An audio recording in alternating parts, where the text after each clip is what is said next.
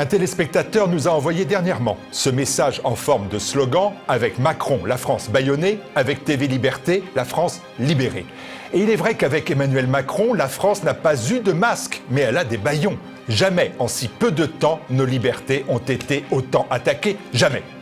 La crise sanitaire a entraîné d'incroyables restrictions. Provisoirement, les Français ont accepté de limiter leurs déplacements, comme dans le roman 1984 de George Orwell, de présenter des autorisations, d'être fichés en attendant d'être munis de puces électroniques. Covid-19 oblige, nous dit-on. Peut-on le croire quand dans le même temps, scandaleusement, le porte-parole du gouvernement Sibeth Ndiaye a voulu imposer une information officielle validée par le gouvernement, des infos choisies par les amis de M. Macron dans la presse appartenant aux amis de M. Macron.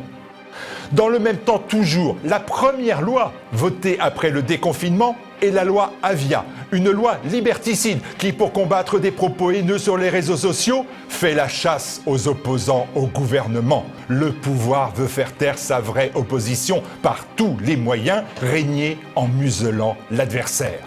Enfin, dans le même temps encore, sur ordre de M. Macron, les réseaux sociaux renforcent férocement la censure.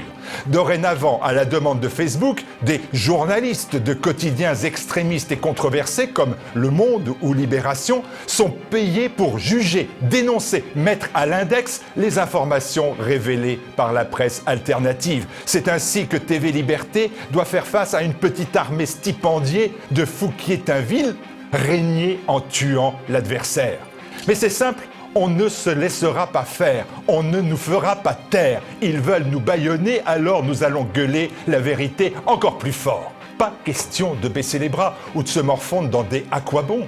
Emmanuel Macron et les oligarchies doivent comprendre que nous ne laisserons jamais s'installer une société verrouillée et tyrannique à la chinoise. Aucun flicage, aucune répression, aucune violence ne viendra à bout de l'esprit français, à ce caractère gaulois et rebelle qui constitue malgré tout le bel et vieux fond français.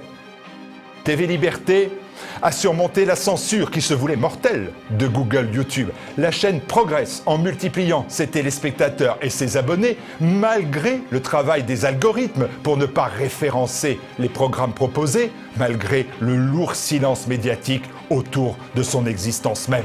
Qu'importe, TV Liberté explose le nombre de ses vues sur l'ensemble des plateformes. Ils ne réussiront pas à nous faire taire si nous avons les moyens de la riposte. Comme pour beaucoup d'entreprises, la mauvaise gestion gouvernementale de la crise sanitaire l'a fait suivre d'une crise économique importante. En 3 mois, notre manque de ressources se chiffre à très exactement 48 000 €. Je vous demande de toute urgence la date fatidique, je ne vous cache rien, et le 10 juillet. Je vous demande de nous aider. Il faut permettre à TV Liberté de passer l'été en payant normalement ses salariés et ses charges. Et surtout, d'être offensif à la rentrée vis-à-vis d'un public qui s'est considérablement élargi. C'est une nécessité vitale pour notre chaîne et, permettez-moi de le penser, pour notre pays. 48 000 €, soit 480 personnes versant 100 €, donnant droit d'ailleurs à une réduction d'impôt de 66 %. La rentrée que la crise du Covid-19 va bouleverser, va offrir des perspectives nouvelles, des nouveaux talents, des nouveaux actes, des nouveaux espoirs. Soros, Attali, Gates, Zuckerberg et consorts ont leur plan pour accélérer la mondialisation et l'uniformisation du monde. Nous avons aussi notre plan pour le monde à venir. Nous devons réussir et ils doivent échouer. Alors aidez-nous à gueuler la vérité maintenant.